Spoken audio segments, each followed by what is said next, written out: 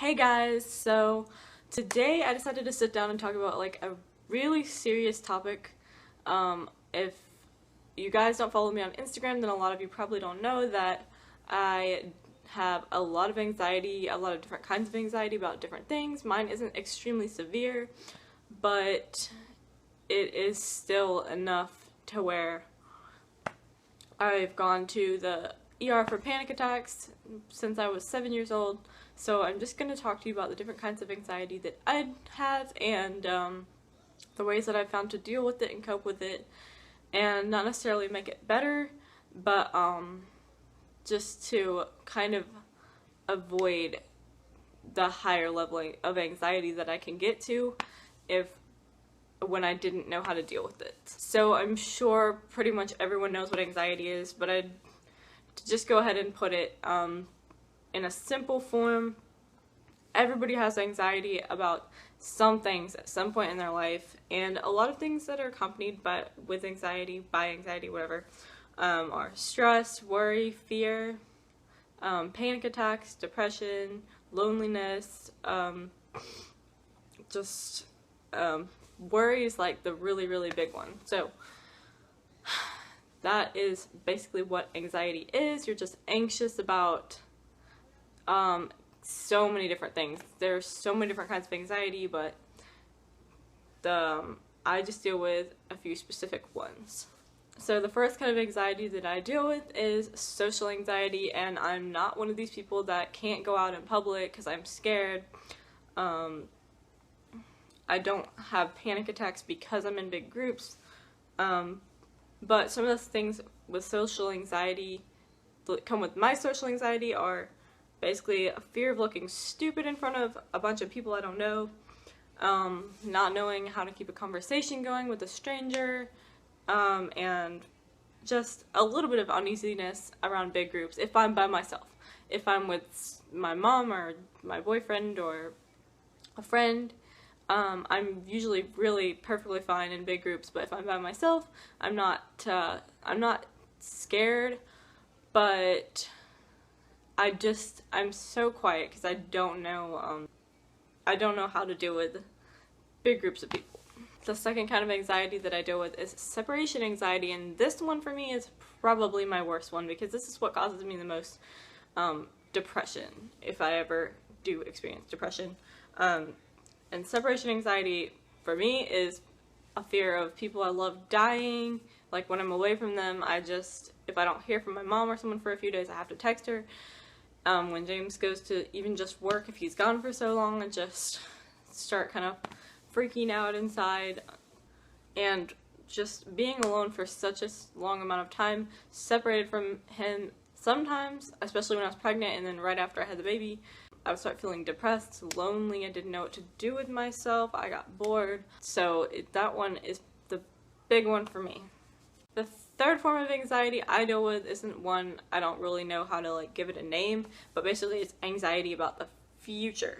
And so by that I mean how, like, if something comes up and I don't know who's gonna watch the baby, I'm like, oh my goodness, I'm not gonna get to work on this day, and then when am I ever gonna have a better job? Am I ever gonna have a house? Am I ever gonna be able to pass things and have a good career? Blah blah blah. Just constant worry about the future. The fourth anxiety thing that I deal with is anxiety attacks or panic attacks, and basically for me they happen because I have a fear of, I start to think I can't breathe, and then I think about it more and more, and I really feel like I can't breathe. And just recently I've started feeling like I can't swallow also, and when you think about it, you really start to not be able to do some of these things. Like, and I read that when it comes to swallowing, you don't necessarily always need to swallow, and sometimes you can't because you don't need to. But in my head, if I can't swallow, something's wrong with me, and then I start, freaking out. And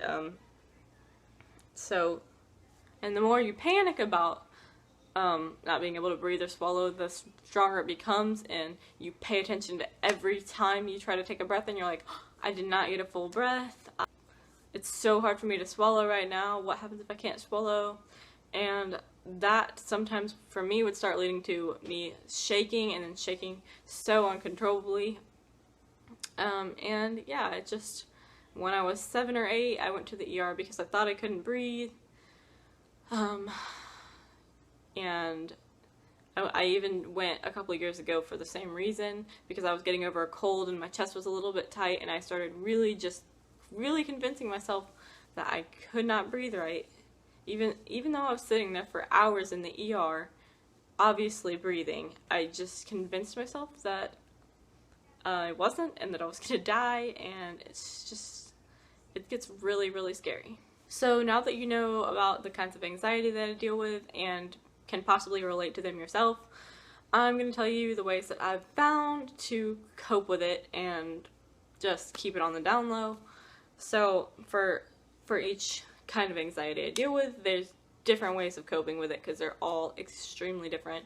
So when it comes to social anxiety and the fear of looking stupid in front of someone, the fear of looking dumb when I say stuff, of being boring, I just really have to realize, like, we're all exactly the same, not like exactly the same, but we're all humans. We all have different personalities.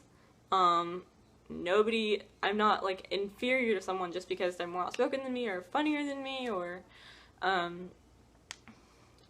prettier. They're not better than me, and what I say is not stupid or boring. I'm allowed to say whatever I want, and a lot of times you don't realize it, but people do not think anything about it. If you say something and then they walk away and you think, wow, that was really dumb, they're probably thinking how, like, boring and stupid I am. They're not thinking about that at all. They're probably just going on to their next task, and like, I guarantee you they're not sitting there thinking, oh my gosh, why did she just tell me about her day? Like, that is so boring. I didn't care about that at all. Unless they're complete, like, douchebag, they're not gonna sit there and think about that and dwell on it the way you think that they do. Another way of also dealing with social anxiety is just to make yourself look good sometimes. It gives you more confidence. Every once in a while, buy a new outfit, put your makeup on, do your hair. I'm not saying you can't be confident without it, but it really does help. When you look good, you feel good, and it just makes you more confident. When you feel people are looking at you, you don't feel like they're thinking, oh my gosh, her hair, she looks like a trash bag, which usually they're not thinking that anyway, and again, if they are, they're just judgmental douchebags, but it will make you feel better if you think that you look good.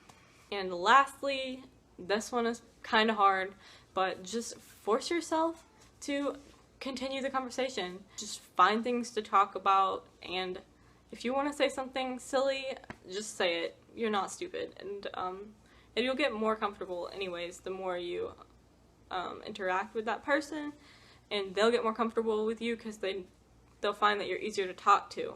And a lot of times, people like me that a lot of times don't know how to continue a conversation, if you just end it, then they'll think that you just don't want to talk to them, and they're like, oh, okay, well, I guess they don't like me, I'll just not talk to them anymore. And you don't want that, because obviously you do like these people and you do want to be friends with them.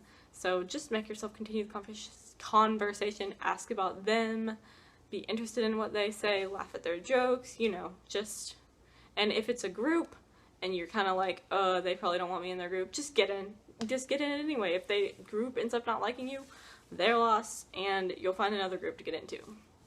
Don't sit there and think, they don't want me included, because, they might not at first. They might not know you, and they might think, wow, that girl, I do not know her. Like, why is she trying to get in our group? But the more comfortable they get with you, the more they will actually start to like you.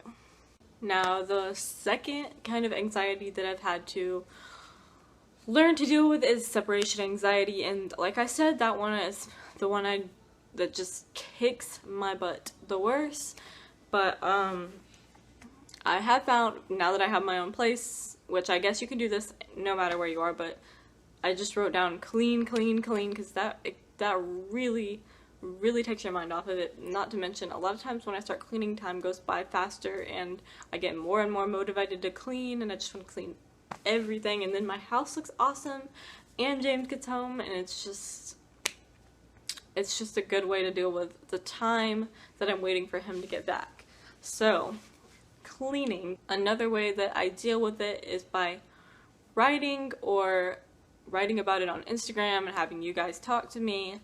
But writing in a journal is really, really helpful to just get your feelings out and just reread over them, and then just remind yourself that everything is going to be perfectly fine. There's no reason to be anxious.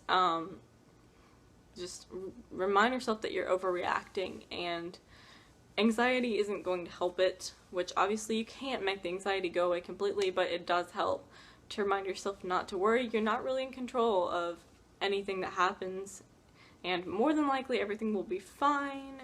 The person that you're waiting to see or whatever, you're gonna get to see them again. So you just gotta remind yourself that in reality everything is more than likely going to be fine, even though in your little world in your head you're just completely freaking out, you don't know what to do, time is standing still, it'll be okay. Along with sort of the writing and talking to people thing, I personally am a Christian, so it does help me to read verses about anxiety and worry and stuff like that.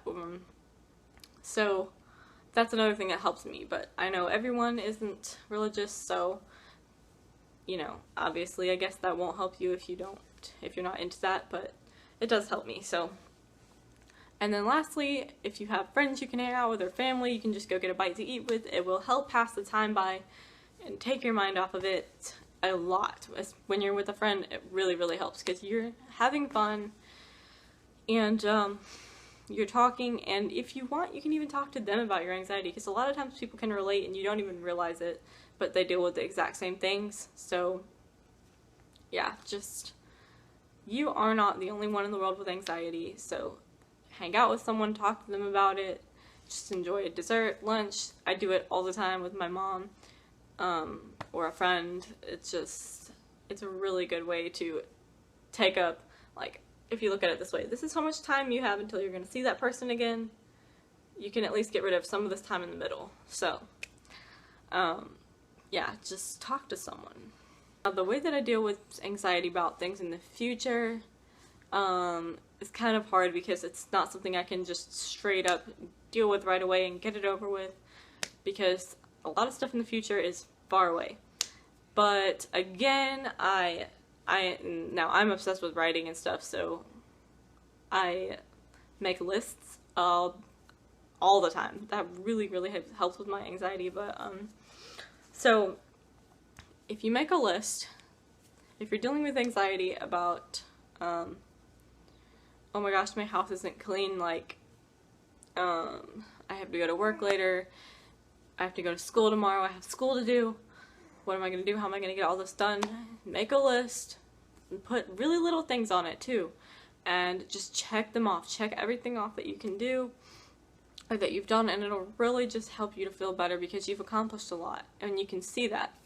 I just put them in my notes in my phone, and I write things like empty the dishwasher, fill the dishwasher, 20 minutes of math, litter box, you know, crochet, because I have crochet things that I need to get done for people, and it's really hard for me to make myself do that too sometimes because it gets really boring. But when I write it down and I'm like, do 2 more rows, it just makes it seem so much easier.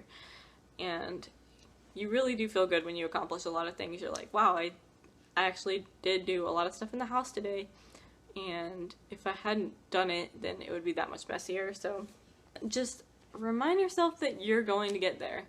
If there's a job that you really want and you're like struggling in a subject and you're like, oh my gosh, I'm gonna fail this and I'm never gonna have my dream job, yes you will. Sit down, work harder, and a lot of times that is really hard if you're like me and you have a baby who wakes up every or who sleeps only for 10-15 minutes and then wakes up and wants attention again. But there will be some times that you can work on it, so just work extra hard on that subject that you may not be doing good in, and if you fail, take it again. You can be whatever you want to be, and really nothing can stop you from that, even if it takes you 10 years to get there, and hopefully it doesn't, but And if you decide you don't want to do that, do something else. You will get there. Just keep reminding yourself of that. And if that doesn't even help you, think of all the things that you have accomplished that you thought, oh my gosh, I'm never going to get past this. I'm never going to graduate high school. High school's so horrible.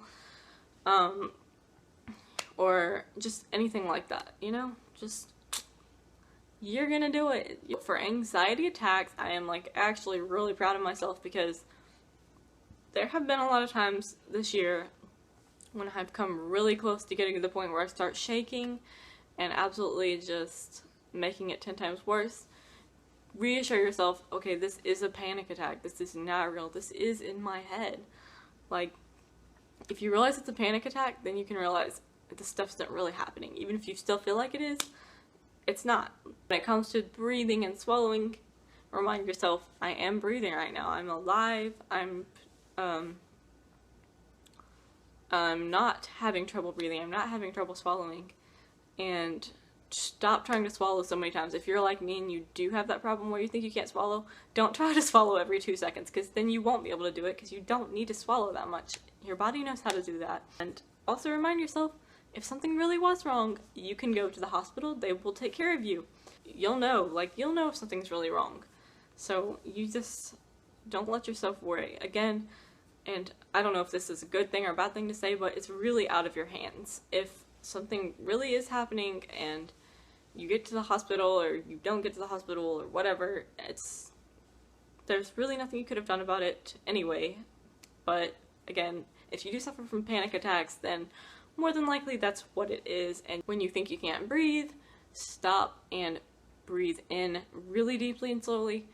Breathe out, breathe in, breathe out. And then someone told me a really good thing that they taught her, which I can't remember the exact numbers, but look at 5 things that you can see and just say them in your head.